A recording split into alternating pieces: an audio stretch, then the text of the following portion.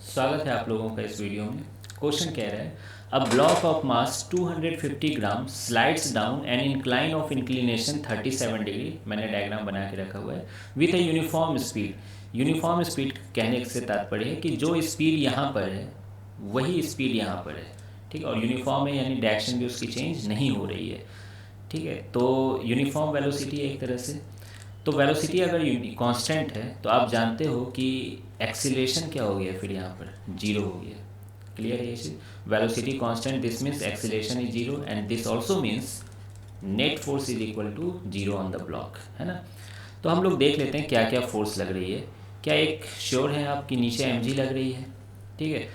तो इधर एक कंपोनेंट होगा, यहाँ थीटा ले लो तो इधर mg cos थीटा होगा, ऊपर नॉर्मल लगेगा, लेकिन उससे हमें मतलब नहीं है इसलिए मैं उसे दिखा नहीं रहा हूँ।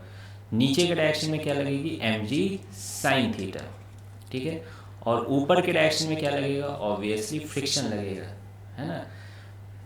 तो चूंकि नेट फोर्स जीरो है तो क्या आप कह सकते हो फ्रिक्शन इक्वल टू क्या होगा, mg sin थीटा हो गया। अब देखिए यहाँ क्वेश्चन में पूछा गया work done against the friction, इसका मतलब क्या हुआ work done against the friction. तो देखिए इसका सिंपल सा मतलब है कि फ्रिक्शन है ना, एनर्जी इसकी ले रही है, कम कर रही है बेसिकली, है ना। वर्क डन बाय फ्रिक्शन इसकी निगेटिव है, ठीक है। तो इसके अगेंस्ट में हमें कोई एक्सटर्नल फोर्स के द्वारा वर्क करवाना होगा उसको काउंटर करने के लिए। तो वो यहाँ पर वो एक्सटर्नल फोर्स क्या है, mg sin थीटा। तो एक शब्दों में आप ऐसे सोच सकते हो कि mg sin थीटा के द्वारा वर्क पूछा गया है यहाँ पर। लेकिन ज़्यादा अच्छा रहेगा, है ना, आप इस तरह से याद रखना कि आप वर्क डन बाय फ्रिक्शन निकाल लो और उसका निगेटिव कर लो तो वही वर्क डन अगेंस्ट फ्रिक्शन हुआ, ठीक है। तो मैं वही काम कर दे रहा हूँ यहाँ पर। वैसे दोनों चीज़ें सही हैं, तो मैं निकाल रहा हूँ वर्क डन बाय फ्रिक्शन, ठीक है। ये देखिए आंसर नहीं है ना, अभी जो मैं निकालने जा रहा हूँ उसका निगेटिव करूँगा तो वो आंसर आएगा। वर्क डन बाय फ्रिक्शन, है ना। तो फ्रिक्शन ऊपर लग रही है, डिस्प्लेसमेंट नीचे हो रही है, तो क्या निगेटिव वर्क डन है यहाँ पर। तो मैं लिख दूँ माइनस एफ इंटू एस, और फ्रिक्शन की वैल्यू कितनी है, mg sin थीटा है इंटू एस।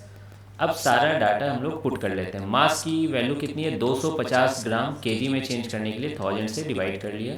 जी की वैल्यू 10 है, साइन 37 डिग्री 3/5, और डिस्प्लेसमेंट की मैग्नीट्यूड 1 है। अब आप इसे सॉल्व करोगे, है ना, 5 से 5 5 जो 25 कट जाएगा, 25 से 125, हाँ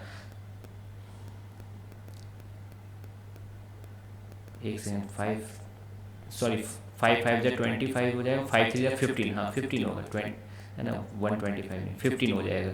फिर ये 0 0 काट लो, 2 0 कट जाएंगे, तो ये आ रहा है 1.5। क्लियर। तो वर्क डन बाय फ्रिक्शन कितनी आ गई, -1.5 जूल आ गई। तो वर्क डन अगेंस्ट फ्रिक्शन क्या होगा, अभी अभी मैंने समझाया, वर्क डन अगेंस्ट फ्रिक्शन इसका भी निगेटिव, ठीक है। ये होगा -1.5 जूल। आई बात समझ में। तो ये कितना आ गया आंसर, 1 प्लस में 1.5 जूल। ध्यान दें यहाँ प्लस है, ठीक है। दूसरे शब्दों में वही मैं बता रहा था कि आप फ्रिक्शन के अगेंस्ट वाला फोर्स एक ही है यहाँ पर, mg sin थीटा। तो दूसरे शब्दों में आप mg sin थीटा के द्वारा वर्क डन निकाल लीजिए, वही वर्क डन अगेंस्ट फ्रिक्शन हो गया, ठीक है। तो आप निकालते तो mg sin theta into displacement ही करते, तो वो प्लस में 1.5 जूल ही आता, है ना। बाकी आदत इसी की बनाई रखी है जो मैंने यहाँ सॉल्व किया है, ठीक है। तो आई होप कि आपको ये बात समझ में आ गई होगी, है ना। और दूसरे तरीके से ऐसे भी सोच सकते थे कि यहाँ work done equal to change in kinetic energy होता है, नेट वर्क डन, और change in kinetic energy zero है। क्यों, इनिशियल भी वही काइनेटिक एनर्जी है, फाइनल भी वही काइनेटिक एनर्जी है। तो आप देख सकते हो कि mg sin थीटा का वर्क और फ्रिक्शन का वर्क है ना, एक दूसरे को कैंसिल आउट भी कर रहे हैं, है ना। तो ये भी आपको यहाँ, है ना, एक अच्छा ऑब्जर्वेशन देखने को मिल रहा है। बाकी मिलते हैं फिर नेक्स्ट वीडियो में।